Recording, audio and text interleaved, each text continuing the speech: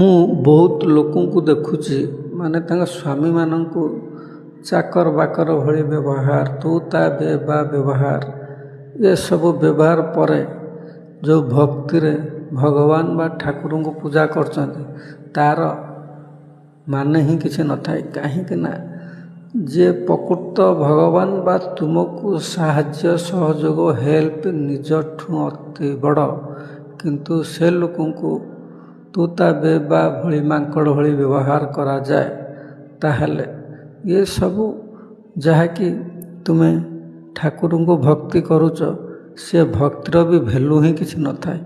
ନା କେଉଁ ଭକ୍ତିରେ ତୁମର ଠାକୁର ସନ୍ତୁଷ୍ଟ ହେବେ, ନା ତୁମ ଭକ୍ତିର ହିଁ କିଛି ଭ୍ୟାଲୁ ଅଛି।